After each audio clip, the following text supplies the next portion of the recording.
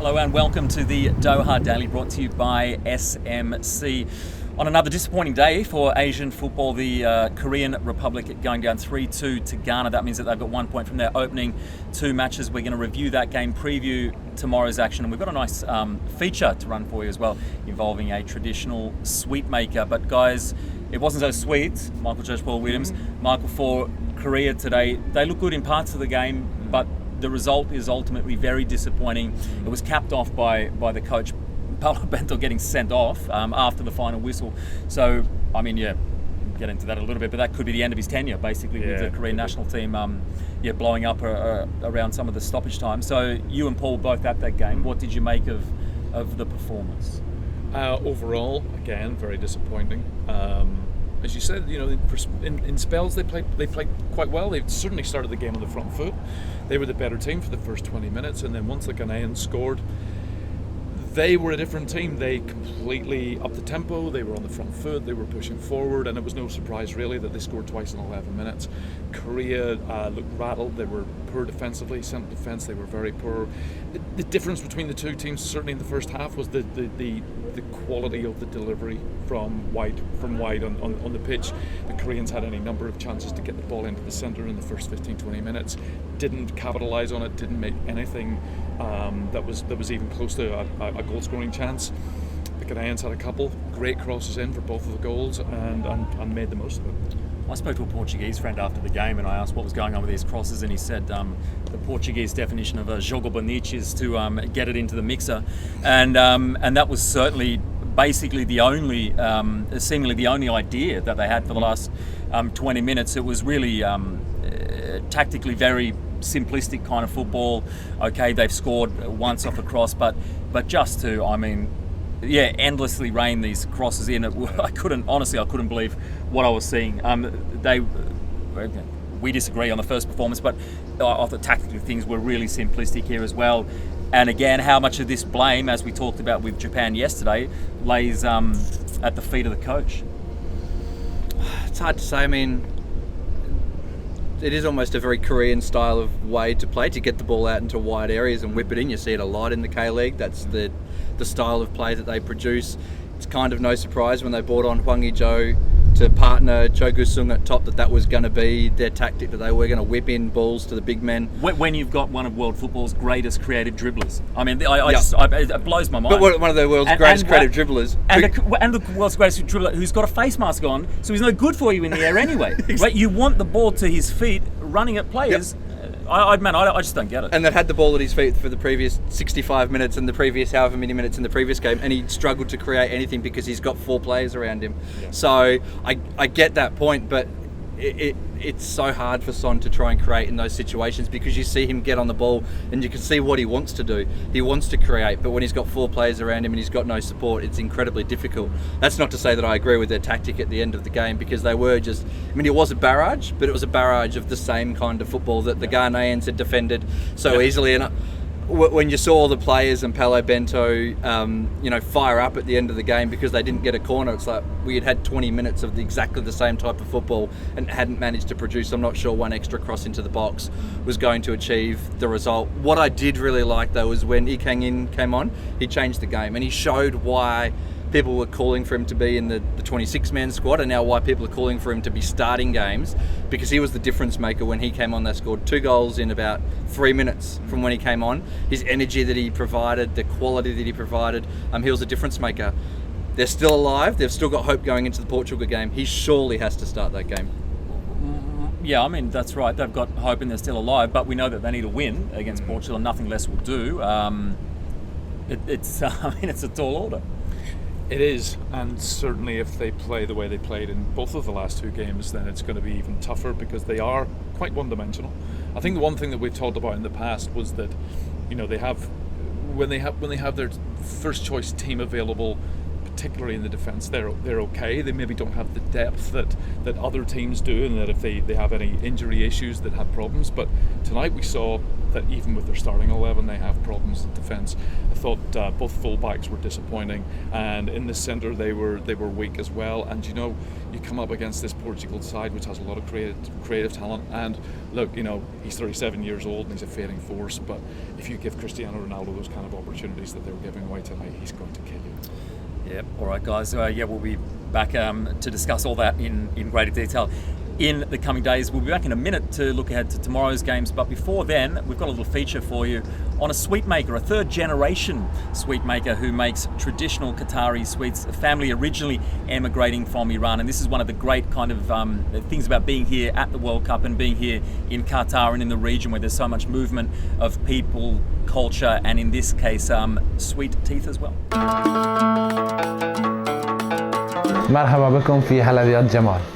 أنا عبد الله، هنا موجود في قطر. عندنا محل حلبيات في سوق واقف، وهنا خبرة أكثر من 50 سنة. هذا الشغل شغل جدي، وبعدين أبوي يسوي حلوى وبعدين أنا. وهنا جاهزين حق الكاس العالم. هنا نسوي حلوى قطرية ممتاز بالزعفران ومكسرات، وعندنا رحش قطرية ممتاز. وعندنا كوبات صغير يسمون حلوى فنجان. في هذه منتج جديد عشان كاس العالم، هذه صوغة قطرية. أنا سويت حلبيات من سنين صغير، يعني يمكن حوالي 12 أو 13 سنة. يعني بحب أسوي حلبيات، وأبوي علمني كيف يسوي حلوى وكيف يسوي رحش. وموجود جدر هنا وعلموني مثلا كم تتخلي ماء وكم تتخلي مثلا سكر وكم تتخلي نشا عشان تتسوي حلوى. هنا من زمان عايش في قطر، يعني هنا ساكن في قطر، وأحب سوق واقف عشان كل الناس يجون في سوق واقف، فكل المسافرين يجون. وإحنا عندنا حلويات خاص حق القطر، ويعني يصنع حق قطر. إحنا هذا الشغل يعني شغل من جدنا. جدنا جاي من إيران تقريبا قبل 70 سنة، وبعدين أبوي يعني علمت حق أبوي، وبعدين أبوي علمت حقي أنا. هنا يعني من بلد إيران وجاي في قطر، وتقريبا من 70 سنة جدي كان موجود هنا، وأبوي بعد الحين 50 سنة موجود، وأنا بعد تقريبا 25 سنة موجود في الدوحة. إحنا فرحانين عشان كاس العالم، عشان يجي منتخب الإيرانيين في الدوحة، ويعني إن شاء الله يصير فوز والناس يصير فرحان.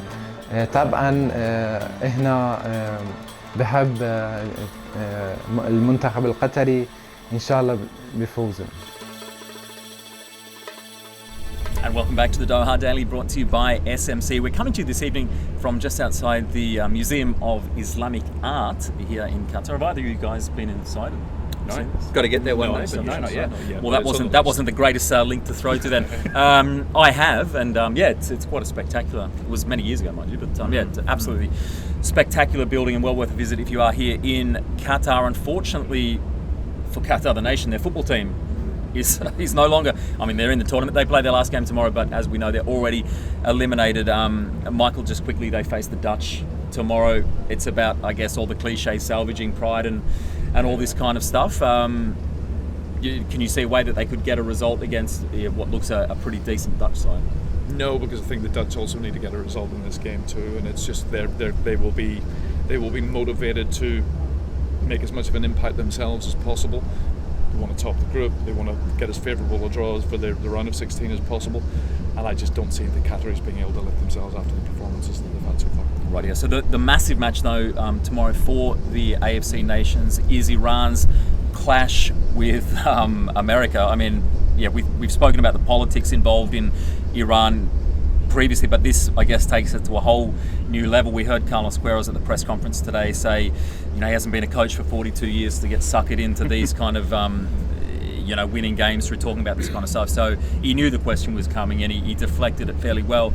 It is going to be the focus in the build-up, but I think more importantly, from the Iranian perspective, is they're facing an American side who's, I think, surprised a lot of people. Held England to a very good result. We saw what England did to Iran, right? So if you're reading the form through that, it doesn't look particularly good for Iran. And Carol's also said today that he thinks that the Americans are the strongest team in the group, so it's going to be a huge challenge. We know a draw is enough for Iran to go through. I think I'm losing track of all the permutations, but certainly an American win would eliminate Iran. So the question now is, do they revert back to type, the kind of tactical setup and mentality that we saw in the first match, or do we hope and I guess expect to see them playing a little bit more aggressively as we did in periods, certainly late on in the 2-0 win over Wales? It's hard to know really, because knowing that they only need a draw, it would be easy for Carlos Queiroz to revert to type, but you'd like to think that he would revert to the type of football that's actually won them a game at this tournament, and that's what we saw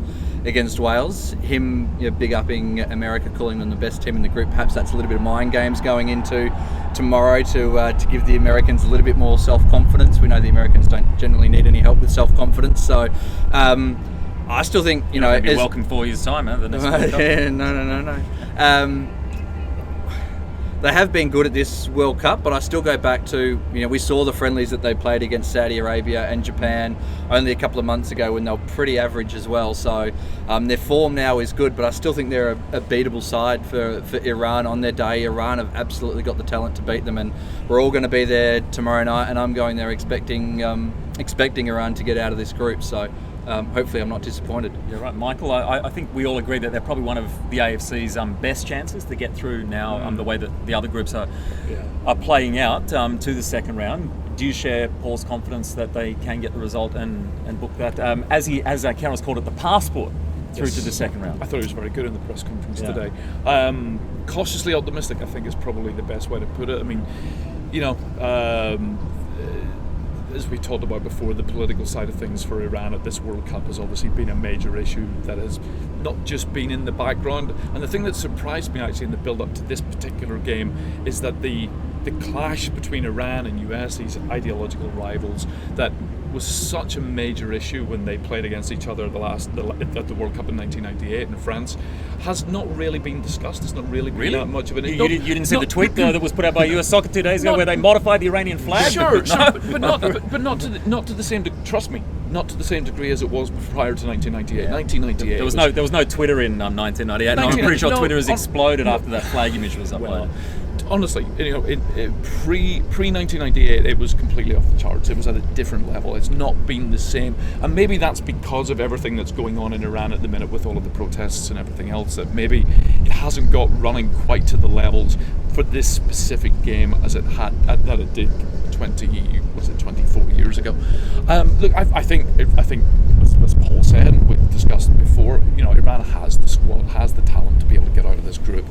Ali Reza Jahanbakhsh is suspended for tomorrow's game. I think he's the only definite absentee. He didn't start the last game anyway, so probably it's debatable whether Queiroz would have gone with him even if he was available. They've got the talent. We know this. We've talked about them any number of times.